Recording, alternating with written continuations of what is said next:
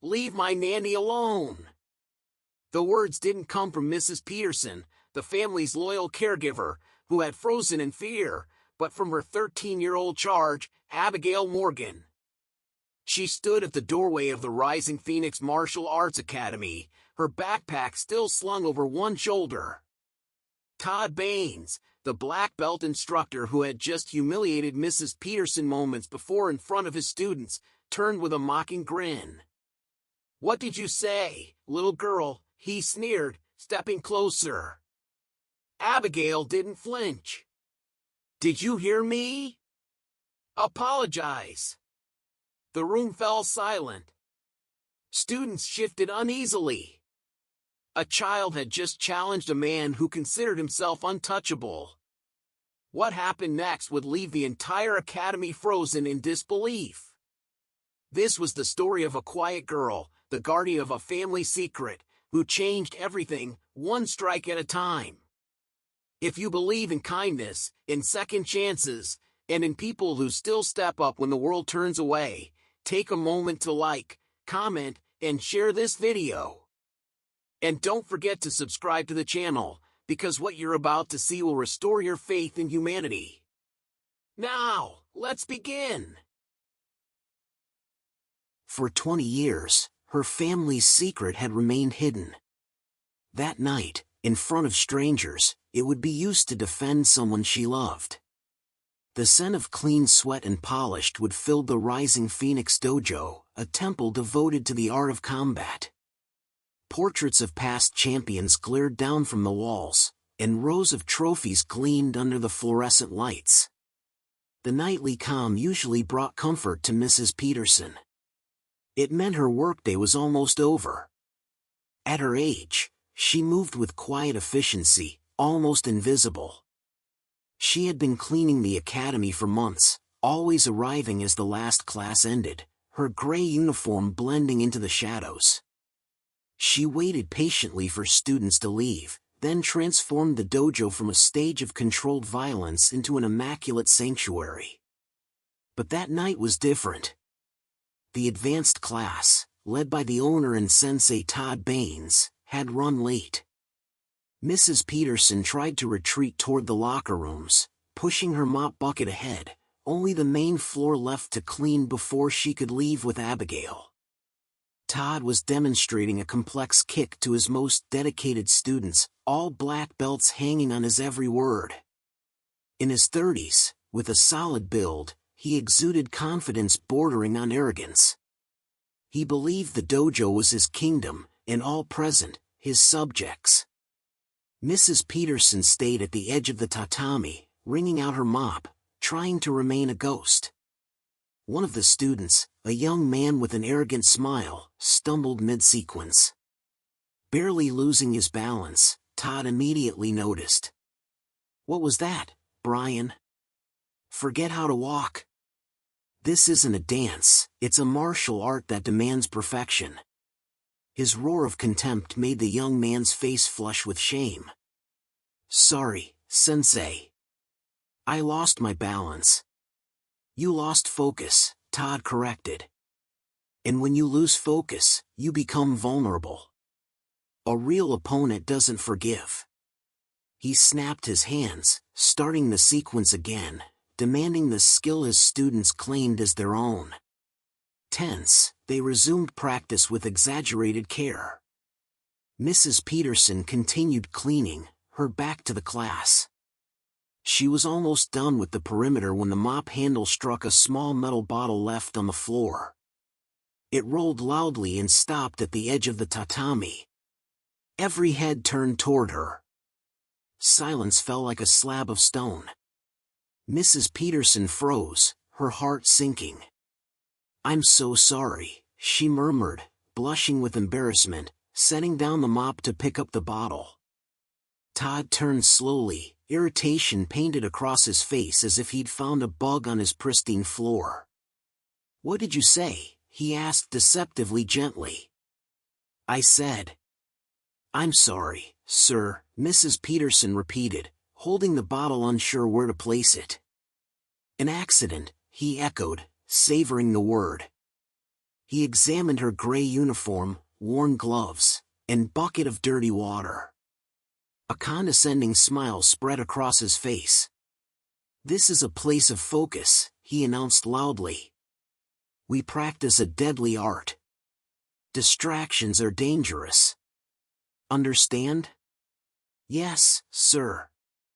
"It won't happen again," Mrs. Peterson stammered, wishing she could disappear. But Todd wasn't finished. He had smelled an opportunity to humiliate her. Todd circled her like a shark. "I've watched you," he said, raising his voice so all could hear. "Every night, you push that mop across my floor." So quiet, so humble, he pronounced the last word as if it were an insult. Then he turned to his students. "Attention. We have a special guest for today's lesson." Some students laughed nervously. Brian, who had stumbled earlier, felt a fleeting relief. Another, Ben, arms crossed, frowned in discomfort. "Tell me, what do you think we do here every day?" Todd asked, his eyes locked on Mrs. Peterson. She hesitated. "You teach martial arts, sir?" Todd mocked her in a high-pitched falsetto. "I teach martial arts." "Exactly. And what does that mean?" "It means strength, discipline, respect." He paused dramatically. "It means knowing your place in the world. Some are fighters, leaders, deserving of respect." He gestured to himself and his students. Others clean the floors." The words struck like whips. Mrs. Peterson felt her throat tighten. She had raised Abigail alone, teaching her that every work had dignity. And now, in front of strangers, her labor had become a cruel joke. "I bet you've never been in a real fight, right?" Todd taunted, laughing cruelly. Mrs. Peterson shook her head. "No, sir. Of course not. Your hands are for scrubbing, not striking."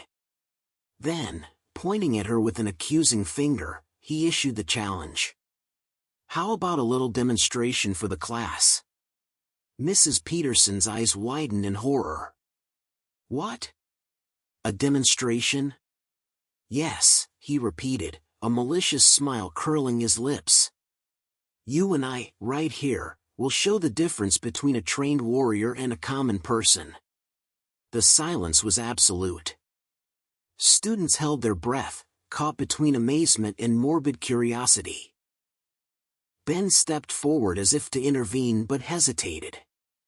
"Sir, I can't. I don't know how to fight," Mrs. Peterson stammered, trembling. "That's the point," Todd said theatrically. "It will be educational. I won't hurt you much. Come, don't be shy." Tears welled in Mrs. Peterson's eyes. She was trapped. Refusing meant more humiliation. Accepting seemed impossible. "Please, let me finish my work," she begged. And then a clear voice cut through the tension, "Leave my nanny alone." Everyone turned to the doorway. Abigail stood there, her blonde hair tied in a simple ponytail, jeans and gray sweatshirt, backpack still in hand. Only 13, but her blue eyes were firm, cold, and clear. Todd laughed uproariously. "Look who's here.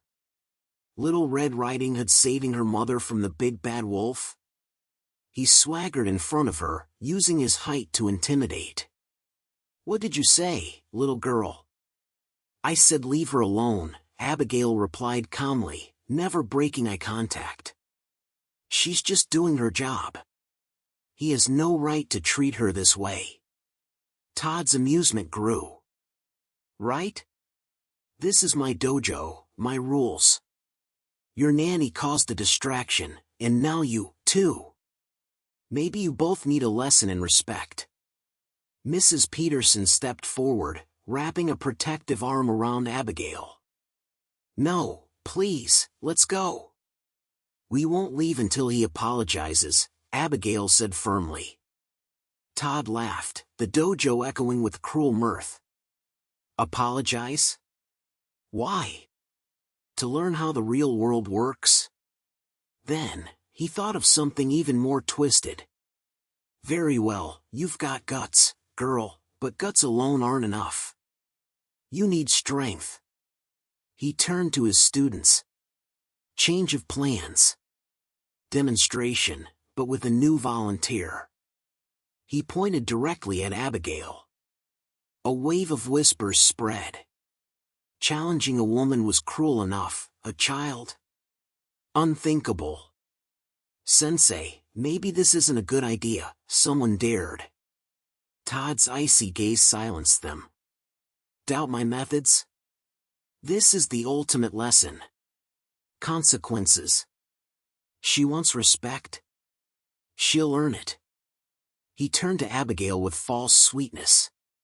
Do you want me to apologize? Earn it. Step onto the mat. If you touch me even once, I'll kneel and apologize. If not, he left the thread hanging. Mrs. Peterson gripped her daughter. Abby, don't. But Abigail saw her mother's tears, the humiliation, and remembered a promise to her grandfather. All right. I accept, she said. The dojo held its breath. A 13-year-old girl against a third-degree black belt. Todd smiled arrogantly, confident this would be his easiest victory. Excellent, he proclaimed. Everyone, circle up. The lesson begins. Mrs. Peterson watched, horrified, as Abigail carefully removed her shoes, placing them neatly aside. Calm beyond her years, she stepped onto the tatami. Small and slight, she faced grown men. Todd stretched, cracking his knuckles, relishing the spectacle. Rules are simple, he announced. I'll teach you respect. Your job is to survive. Abigail said nothing. She assumed a strange stance, feet shoulder-width apart, knees slightly bent, shoulders relaxed, palms open and facing forward. Ben shivered. He recognized the posture from old military manuals, not sport, pure combat. Todd mocked her ignorance. She barely acknowledged his feint, then a frontal kick shot toward her abdomen. Swift, powerful, yet it never landed. Abigail pivoted on a foot. The strike barely grazed her, leaving Todd off balance and exposed. The students gasped. She evaded effortlessly. Enraged, Todd unleashed a flurry of punches. Abigail moved minimally, a tilt of her head, a slight lean back. The blows cut through empty air. Your movements are too wide, she said, voice crisp as judgment. Todd's face reddened in humiliation. He swung wildly with rage. At that instant, Abigail stepped forward, deflecting his arm with one hand, and with the other, rigid as a spear, struck beneath his sternum into the solar plexus. A dry thud echoed. Todd froze, breathless, eyes wide in disbelief. Silence engulfed the dojo. Abigail stepped back, erect, composed, not a bead of sweat. Anyone else want a lesson? She asked softly. No one moved. The mighty sensei fell to his knees, reduced by the touch of a child. Mrs. Peterson ran to embrace her daughter, trembling with fear and pride. Abigail whispered calmly, I'm sorry, Grandpa. Your promise was broken, but I did it to protect her. In that moment, Mrs. Peterson realized that her father's true legacy wasn't violence, but the strength to be a shield for others. Which part of this story touched you the most? Share your thoughts in the comments below. I'd love to read them. And don't forget to subscribe to the channel and turn on notifications so you won't miss any of our next emotional stories.